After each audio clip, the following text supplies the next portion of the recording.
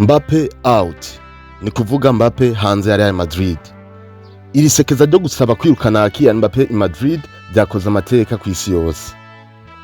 Ibitigiri by'abakunzi b'umugwi basabye biciye kuri internet ko Mbappe yo kwirukanwa, byateye ubwoba ibinyamakuru, abahinga mu bya internet n'abandi bakibaza bati iri sekeza ryo barishingiye ku kuri canke ku kinyoma.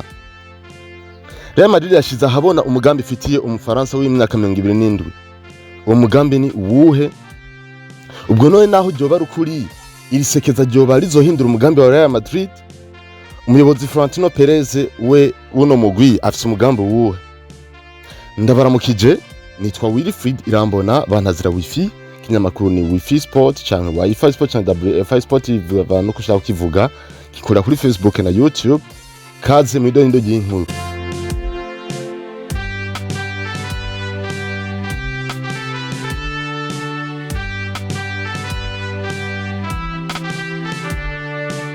Mu minsi mike iheze, isi y'umupira w'amaguru yarakangutse ibona kintu gitangaje cyane.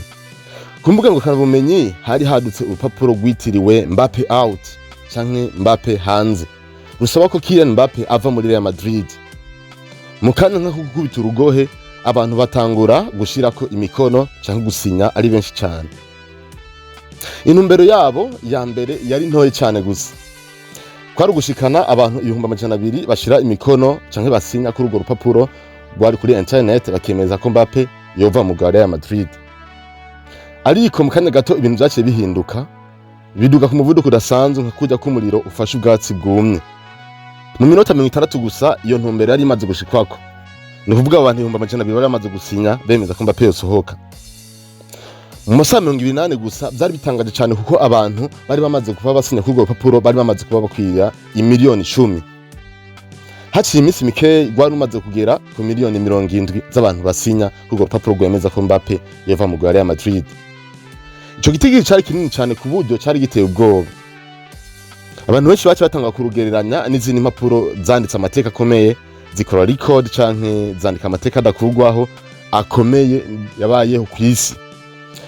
Nk'akarore mu mwaka wa 2020 urupapuro rwitwa Justice for George Floyd, nuvuga ugwasabira ubutungane George Floyd, rwahagurukije abantu benshi cyane ku isi yose, aho rwashitse ku mikono hafi 19,000,000 gusa.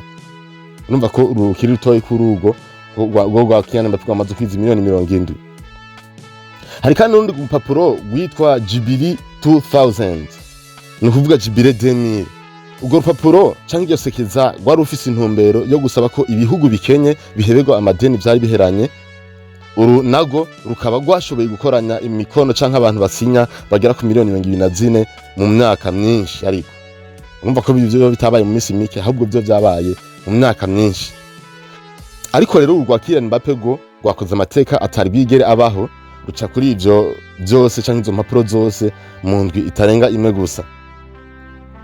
Byasa naho isi yose hagurutse igwanya Kylian Mbappe. Ariko uko ibintu byaboneka ngo siko byari biri by'ukuri.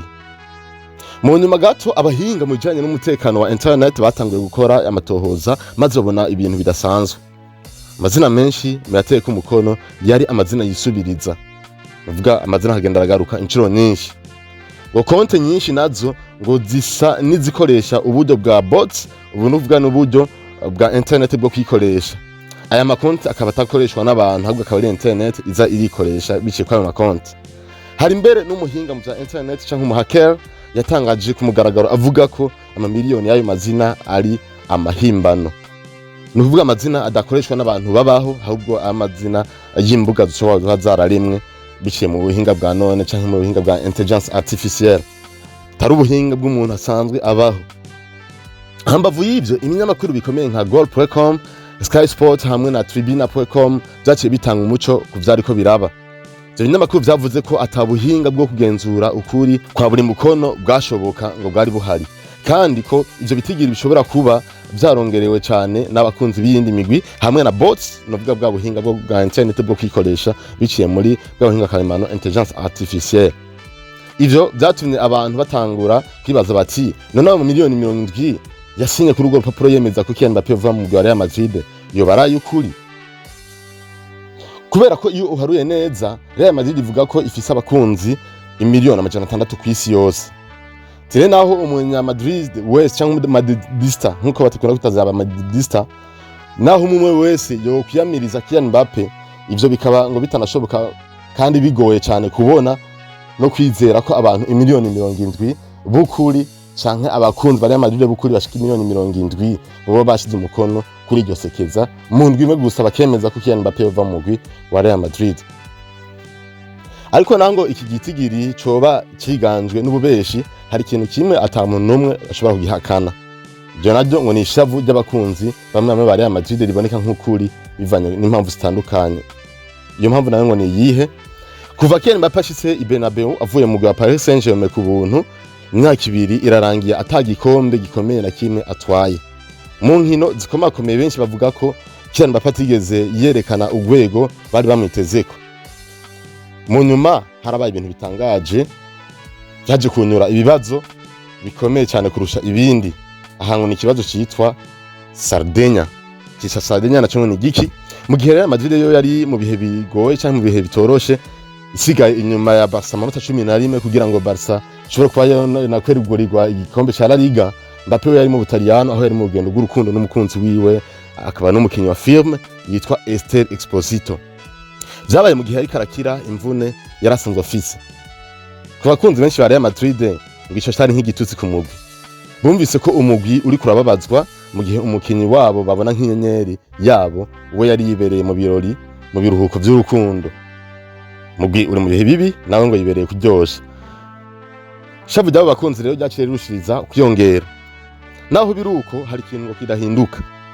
Naho ngo isi yose yo kuzuza imikono kuri urwo rupapuro ikemeza yuko Kylian Mbappe va mu Real Madrid, hari ikintu kimwe ngo kigaragara nk'itazosubira inyuma. Cyo naco kabari umugambi wo mu Real Madrid. Uwo mugambi no buhe? Nkuko bivugwa n'umumenyesha makuru asanzwe akunzwe cyane mu makuru y'inkino Fabrizio Romano, ngo uwe yabivuze neza avuga ati nta mugambi wo kugurisha Mbappe uri mu Real Madrid.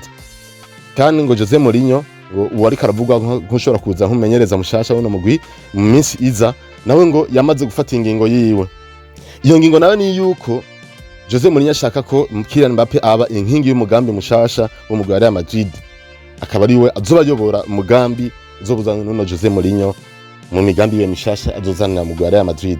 Ngo ntashaka ko aba ikimazi ciye bibi uno mugwi ugiye uracamo, kuko ngo naho abantu benshi bamushavuriye uyu munsi hari ibintu ngo bidahinduka. Mbappe afite imyaka 27 gusa, mu myaka 2 gusa amaze i Santiago Bernabeu. Mbappe amaze gukora amateka atandukanye abandi batarakora, aho amaze kwinjiza ibitsindo 85. Ngo ibiharuro babona ko ari ntagererano. Uravye mu masezo abiri ibitsindo 85 byerekana ko n'imiburiburi buri sezo ngo yagiye aratsinda ibitsindo birenga 42. Ngo nikindi kandi Mbappe afite amasezerano maremare muri Santiago Bernabeu, asigaranye imyaka 3 gushika muri 2029. Ngo nico gituma rero ayo miliyoni 70 y'imikono canke y'abantu basinye kuko papuro gwemeza ko Mbappe va muri Real Madrid, naho yoba arayukuri canke aba y'ibinyoma, ngo ashobora kurangira ataco ahinduye na gato kuri kazoza ka Kylian Mbappe mu Real Madrid. Ikabandanya bibana nkuko mu Real Madrid bipanga, utisunze ko abakunzi bawo babipanga. Hawe nk'ufana wa Real Madrid bivuze ko iki ubona Mbappe akwiye kuva muri Real Madrid canke yo haguma. Ikibazo kiri Madrid cyo terwa umuti gute? Vyumviro vya birakenewe, haraho ushobora kugira ico bimaze. Bari kumwe nanje Wilfried Rambona kinyamakuru wa Wi-Fi Sport cyangwa Wi-Fi Sport cyangwa WFI Sport ivana kushaka kivuga. Ikorera kuri Facebook na YouTube. Mwakoze kubana nanje kuva ko ntango gushika mu mpera y'ikino kiganiro. Mugiye waho mugira ibihe byiza, mubane mu mirimo yanyu. Bye bye, hasta la vista. Jewe dusubire mu biganiro vya hanyuma. Ciao.